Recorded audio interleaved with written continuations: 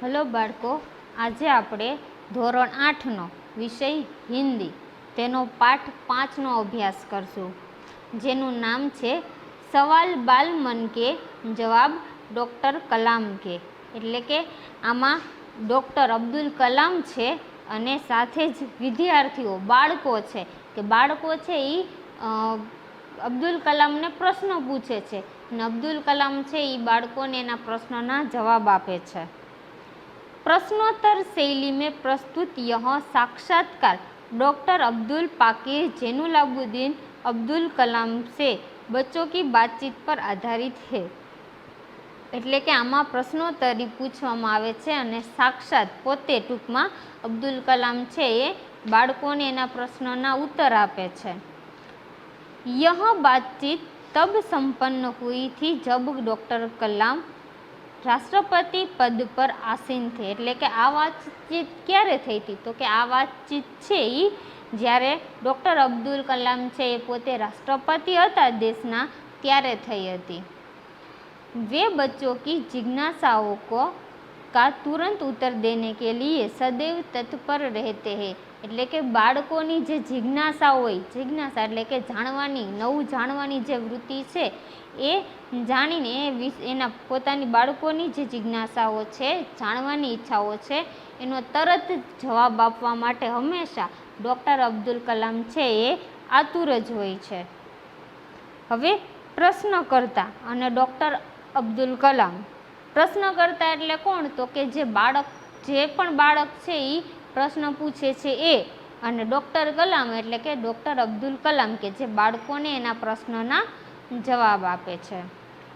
પ્રશ્નકર્તા R Arvind, કક્ષા 3, Saint medal school, Chennai.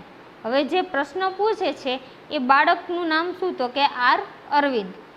કક્ષા એટલે કે એનું ધોરણ છે 3, એની સ્કૂલનું નામ છે સેન્ટ મેડલ્સ સ્કૂલ કે જે ચેન્નઈમાં આવેલી છે. ટૂંકમાં આ બાળક છે એ ચેન્નઈની સ્કૂલ સેન્ટ મેડલ્સ સ્કૂલનો વિદ્યાર્થી છે અને તે અબ્દુલ કલામને પ્રશ્ન પૂછે છે કે ક્યાં આપ અપને બચપન કી કોઈ યાદગાર ઘટના હમે સુના સકતે હૈ. એટલે કે શું તમે અમને તમારા બચપણની, બાળપણની કોઈ યાદગાર એવી કે જે તમારી માટે હંમેશા માટે યાદગાર હોય એવી કોઈ પણ ઘટના છે એ અમને શું જણાવી શકો છો? डॉक्टर कलाम કહે છે कक्षा 5वीं के मेरे शिक्षक श्री शिव सुब्रमण्यम अय्यर की एक बात मुझे याद है. એટલે કે હું જ્યારે 5મા ધોરણમાં અભ્યાસ કરતો હતો, ભણતો હતો, ત્યારે મારા શિક્ષક હતા શ્રી શિવ સુબ્રમણ્યમ અય્યર, જેનું નામ હતું, એના શિક્ષકનું નામ હતું શ્રી શિવ સુબ્રમણ્યમ અય્યર, કે જેની એક વાત છે એ મને આજે પણ યાદ છે. एक दिन कक्षा में वे हमें यह बात बता रहे थे.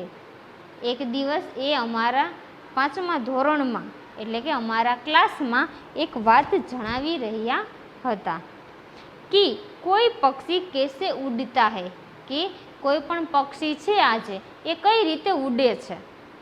उन्होंने हमें रामेश्वरम के समुद्र तट पर ले जाकर इसका जीवंत उदाहरण दिया.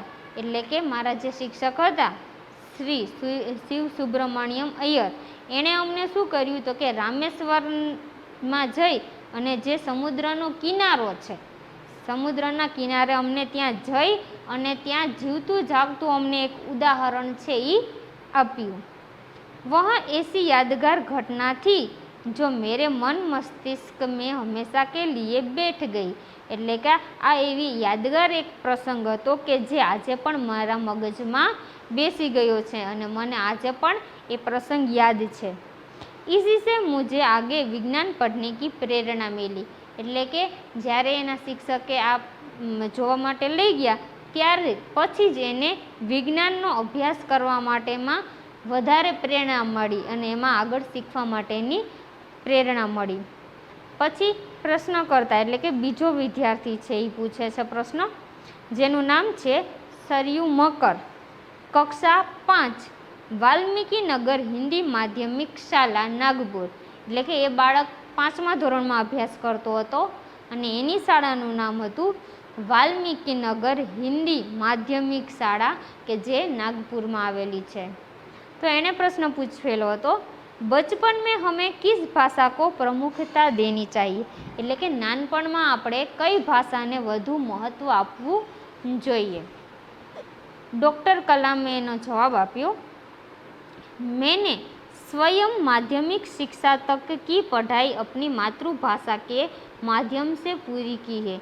एटले के मैंने एटले के मैं स्वयं एटले के मैं पोते माध्यमिक से शिक्षण होय तो ए शिक्षण मारी मातृभाषा में ज मैं पूरी करेलू छे।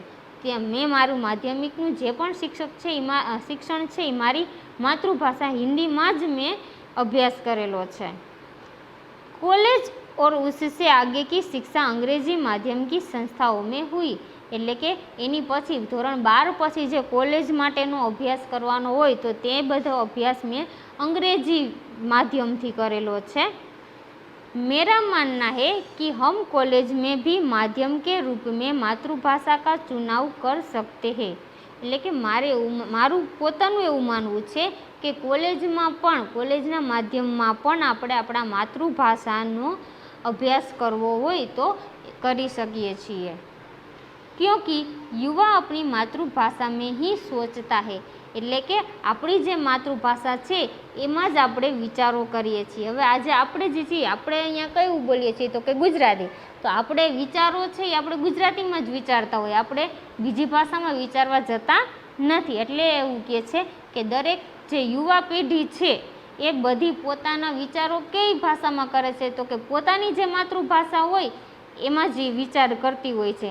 એટલા માટે એવું કહે છે કે હું એવું માનું છું કે દરેક જે યુવા પેઢી છે એ પોતાના માતૃભાષામાં જ વિચારે છે, એટલે એને એમાં પણ અભ્યાસ કરવો જોઈએ। उसी में अपनी बात सहजता से कहने में सक्षम होता है। એટલે કે આપણી જે માતૃભાષા છે એમાં વિચારીએ છીએ એટલા માટે આપણા વિચારો છે એ બીજા કોઈની આપણે સામે રજૂઆત કરવી હોય તો એ આપણે સરળતાથી કરી શકીએ છીએ। पर इसमें कोई भी दो राय नहीं है कि वैश्विक स्तर पर संपर्क के लिए हमें अंग्रेजी जैसी एक संपर्क भाषा की नितांत आवश्यकता है। એટલે કે પણ આમાં કોઈ એવી રાય નથી કે મતલબ નથી કે આમ જોઈએ તો આપણી માતૃભાષા છે એ સાચી, પણ વિશ્વ સ્તરની જે ભાષા છે એ પણ આપણને આવડવી જોઈએ, જેથી કરી અને બીજા કોઈની સાથે આપણે સંપર્ક કરવો હોય તો એ આપણે ભાષાથી સંપર્ક કરી શકીએ। તો આપણને ખબર કે વિશ્વની ભાષા છે કેવી તો કે અંગ્રેજી અત્યારે બીજા બધા દેશમાં પણ ચાલે છે, તો આપણે ત્યાં સંપર્ક કરવો હોય તો આપણને અંગ્રેજી આવડવું જોઈએ। એટલે એમ કે છે કે વિશ્વની જે ભાષા છે વૈશ્વિક જે ભાષા છે એ પણ આપણને આવડવી જોઈએ, જેથી કરી અને આપણે અન્ય સાથે પણ સંપર્ક કરી શકીએ। પછી ત્રીજો બાળક છે જેનું નામ છે અર્શ પટેલ, જે પ્રશ્ન પૂછે છે કક્ષા 5 એટલે કે એનું ધોરણ છે 5। તેની સ્કૂલનું નામ છે ચંદુલાલ વિદ્યા મંદિર કે જે મુંબઈમાં આવેલી છે। એટલે કે આ બાળક છે એ મુંબઈથી આવેલો છે, જેની સ્કૂલનું નામ છે ચંદુલાલ વિદ્યા મંદિર। હવે એ પ્રશ્ન પૂછે છે यदि हम आपकी तरह बनना चाहे तो हमें क्या करना चाहिए।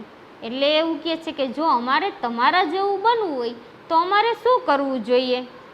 હવે ડૉક્ટર કલામ છે એ જવાબ આપે છે, जब आप युवा अवस्था में कदम रखें तभी आपको जीवन में लक्ष्य निर्धारित कर लेना चाहिए। એટલે એવું કહે છે બાળકને કે જ્યારે તમે યુવાવસ્થામાં પહોંચો ત્યારે જ તમારે શું કરવું જોઈએ તો કે તમારું જે લક્ષ્ય છે, તમારું ધ્યેય છે એ નક્કી કરી લેવું જોઈએ કે મારે હવે આગળ આ વસ્તુ કરવી છે, અને તો જ તમારે ત્યાં સુધી પહોંચી શકો અને ત્યાં સુધી મહેનત કરવી પડે। એટલે કે તમારું જે લક્ષ્ય છે, તમારું જે ધ્યેય છે એ નક્કી કરી લેવું જોઈએ। હંમેશા કુછ બડા સોચો એટલે કે હંમેશા કંઈક મોટું વિચારો, તમારા વિચારો છે એને હંમેશા ઊંચા રાખો, હકારાત્મક રાખો। जैसे ही यह अनुभूति को ही यह अनुभूति हो कि आप आखिर बनना क्या चाहते हैं तभी से उस दिशा में प्रयास और श्रम प्रारंभ कर दो। એટલે કે તમારું જે ધ્યેય છે, લક્ષ્ય છે એ તમારે નક્કી થઈ જાય ત્યાર પછી એ બનવા માટેની તમારે શું કરવું તો કે એ દિશા તરફ તમારે આગળ વધવું જોઈએ અને એની માટે સખત મહેનત કરવી જોઈએ, પરિશ્રમ કરવો જોઈએ અને એ પરિશ્રમની મહેનતની શરૂઆત કરી દેવી જોઈએ। कहने का अर्थ है कि जो तोड़ મહેનત કરો, ટૂંકમાં એવું કહે છે કે તમારું જે ધ્યેય છે, લક્ષ્ય છે ત્યાં સુધી પહોંચવા માટે તનતોડ મહેનત કરો। जो जो आप आगे की और बढ़ोगे आपका सामना बाधाओं तक कठिनाइयों से होगा। એટલે કે જેમ જેમ જ્યો એટલે કે જેમ જેમ તમે આગળ વધવા માટે મંડાશો એમ એમ તમારી જે મુસીબતો છે એ વધતી જશે। કઠિનાઈઓ છે એટલે કે મુસીબતો છે એ વધતી જશે। आपको अपने अंदर दृढ़ साहस पैदा करना होगा। એટલે કે તમારે તમારી અંદર જ એટલે મજબૂત થઈ જવું જોશે ત્યાં સુધી પહોંચવા માટે। એટલે કે આત્મવિશ્વાસ, સાહસ એટલે કે પોતા અંદરથી જ આત્મવિશ્વાસ છે એ ઊભો કરવો પડશે। समस्याओं को पराजित करने में महारत हासिल करनी होगी।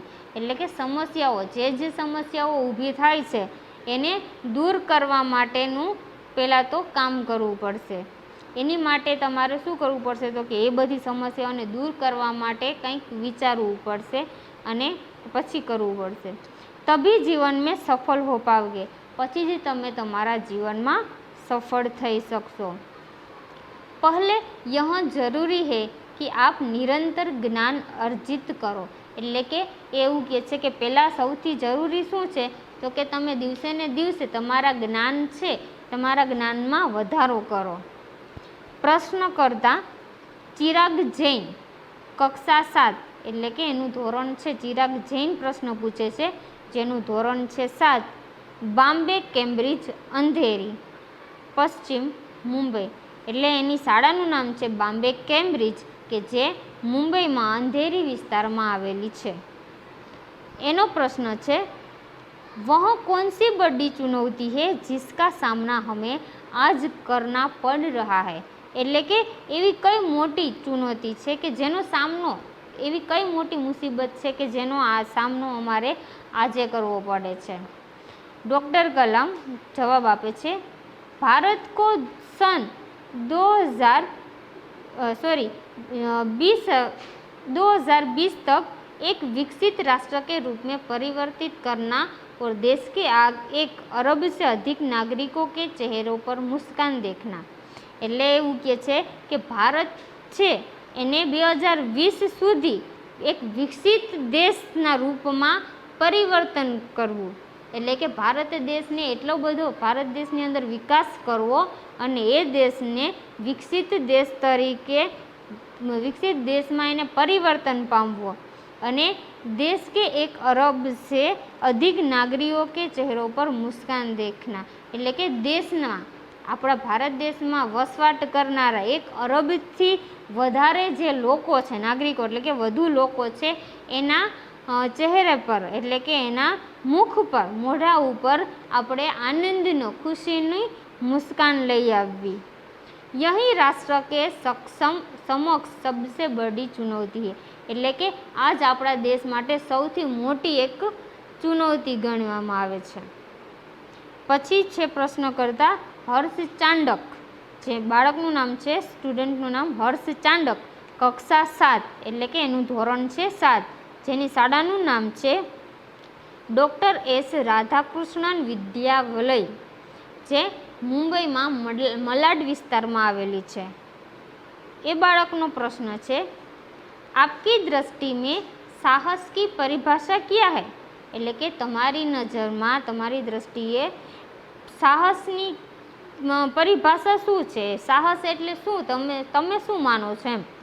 તો ડૉક્ટર કલામ જવાબ આપે છે अपनी जान की परवाह किया बिना दूसरों को संकट या आपदा से बचाना ही साहस है। એટલે ડૉક્ટર કલામ એવું કહે છે કે આપણા જીવનો ચિંતા કર્યા વિના, એ પરવાહ કર્યા એટલે કે આપણા જીવની, આપણા જાનની પરવાહ કર્યા વિના, ચિંતા કર્યા વિના બીજા જે માણસ છે એની પર જે સંકટ આવે છે, આપદા એટલે કે આપત્તિ, તો એની ઉપર જે સંકટ અને આપત્તિ આવે છે એમાંથી એને બચાવવા એ સૌથી મોટું સાહસ છે.